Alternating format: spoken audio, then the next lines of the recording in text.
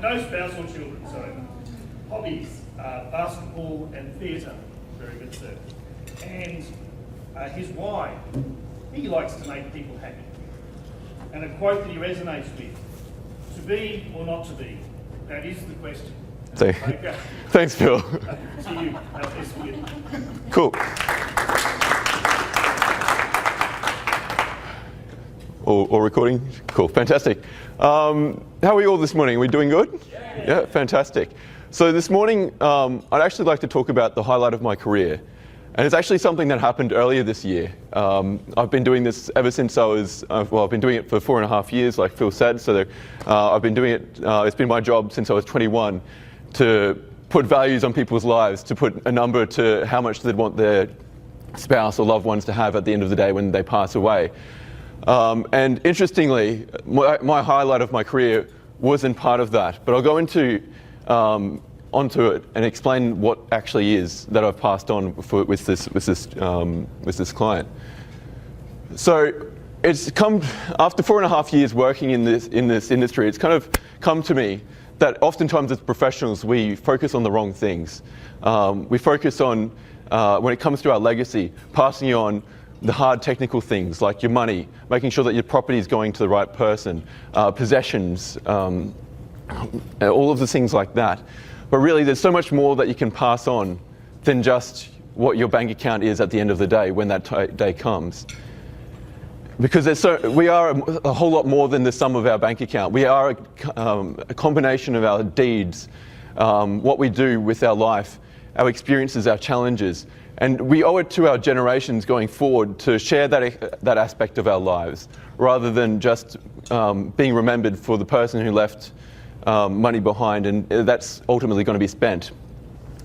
What I would challenge is what's much more lasting is your lessons, your deeds, your family, and what your lessons were in regards to that, whether you were a good father and your struggles according to that. Because this is about being in control of how you're remembered. Because you don't necessarily have a choice of how you go. Unfortunately, your last weeks might be you might even remember your children. You mightn't remember your parents. You might be in a pretty bad shape where you can't even communicate. Or on the flip side, it could all just happen so abruptly that you don't have a chance to prepare. And this is why I think it's incredibly important to decide how you are remembered. And the thing is, we don't talk about these life lessons. We don't talk about the times that we were scared to be a parent, the times that the most important things that we found in life. These are all invaluable things to be passing on. Things like what our biggest regrets were, what we were thankful for in our life, what our proudest moments were as well as making the moments, as well as what were the moments that shaped our lives. So, with that perspective and that philosophy, I actually thought I'd have a think about how I could make this happen and pass this on. So with a client, I sat him down and I just said, look, I'd like to do a video on you. I'm just going to interview you. I'm going to ask you a lot of questions. You probably have never been asked these questions before, but they're incredibly important and you'll thank me for it. And so I sat down with him, I turned on the video camera, that one there, and just asked him some questions. And what was fascinating, and one of the things that struck me the most from that conversation that I had with him was he was the father of 4 children, and he had to raise them by himself. And he was talking to me about how his way of parenting was so much about having to be a friend to his kids, because he really wanted to make sure that they liked him, because there was no choice, because if they didn't like his dad, that was his world. And then he turned it around and said, oh, your parents were probably very, very similar. I said, well, my parents are parents. I wouldn't call them friends first. And it was interesting just hearing him talk about that life and how much his girls meant to him, and how everything that he's done throughout his life has been driven by that family aspect. And also, he was a carpenter. So he was talking about, I asked him what his biggest regret was. And he said, oh, not his biggest regret, but probably something that he'd change is that he'd pay attention more in school. And he said, well, that wouldn't change his career or anything like that. it would maybe make him a better carpenter and help him in other aspects of his life. So it's all about, and that's interesting insights into someone who has never had this discussion with their kids. And so it took about a month to edit the video because I wasn't really sure this was the first time I'd ever done it. And so when I met with them again, I said, oh, by the way, I finished the video that we were talking about. And I sat him down and we played it in the boardroom and watched it on the TV. And I'd already watched the edit, I'd already watched the video, I was just watching him. And what struck me the most was just the tension in the room, just the feeling of the energy of just watching someone watch themselves talk about their life and the things that were important, the things that they struggled with, the fondest memories with their kids. And he got teary. And this is a guy who is a tough Australian male who's a carpenter. He's been carpenting since he was a kid, right to now he's in his 60s. And you have to be tough if you're working in a manual occupation for that long. He's got a beard, he's got a ponytail, and he's ready to go. But he's not the most, and he wouldn't take that as the kind of person who would be sensitive. But just watching him and seeing him get teary was just something fascinating. And he turned to me and he said, "Thank you, Lachlan. That was priceless." And that was the highlight of my career. I've never been in a situation quite nearly like that, and that's something that I'd like to do more of. Is have this conversation with people, record them, and make sure that they have that ability to pass on that legacy of more than just their possessions, what they have, these hard technical stuff, because well, it's just no one's job to talk about the other side of things. We've got lawyers, financial advisors, insurance agents who can all cover the hard nitty-gritty side of things, but that's not all there is to life, and that's only plugging one of the gaps.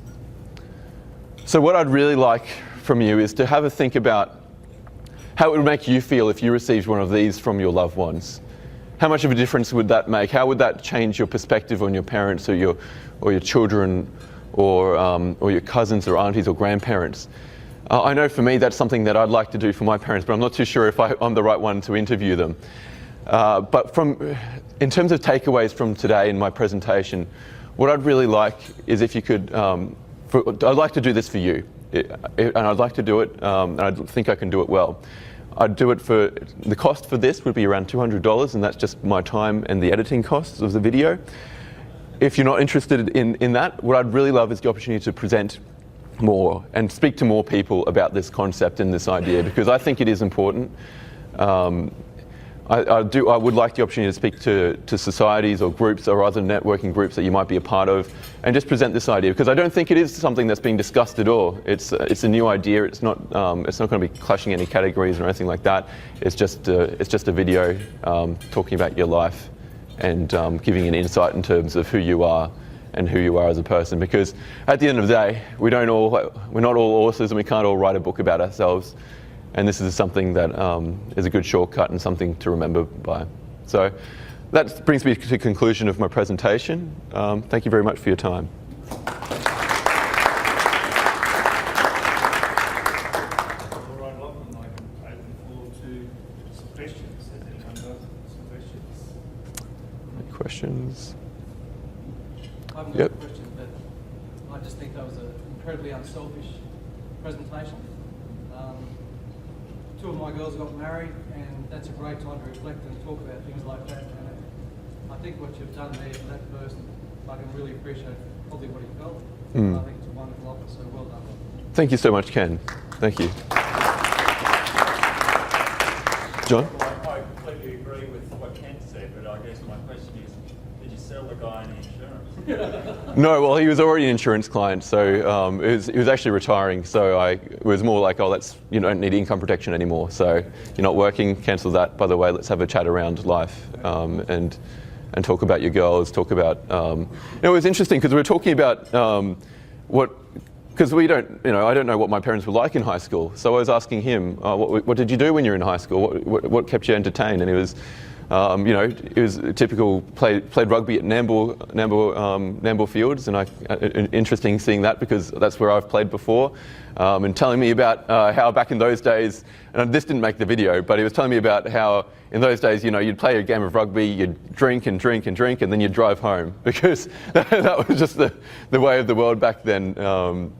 So yeah, it was just interesting, the little bits and pieces of knowledge, and getting the little insights and advice for his kids, because he was talking about, oh well, this daughter, yeah, she's really landed on her feet and is doing really well, and oh well, so and so struggled for a bit. She's now and never really found her place, but now she has, because now she's a housewife and a mother and is just being awesome at that.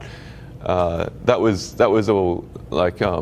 It was all very interesting going through it in the conversation and interview, but even more phenomenal just watching it, because I'd seen it thousands of times in the editing, but it was a completely different experience to watch the exact same thing with someone else in the room who it obviously meant a lot to. So that's just a little bit more insights in terms of what it was. So yeah, any other questions? Yes, thanks, Michael. Along the lines of what has already been said, but to me, my parents, both Kate and I, my parents are more gone. But you think back now, and you know, there's things that we say every so often. Oh, I wonder what happened back there, and so for me, that sort of thing would be great to have access to something like that, and just an insight into your parents that maybe you otherwise don't have, and yeah, I'm a great believer in that, leaving a legacy. Yeah. And so forth. Yeah. It's not just about bricks and mortar, it's about what's inside. Exactly right. Awesome.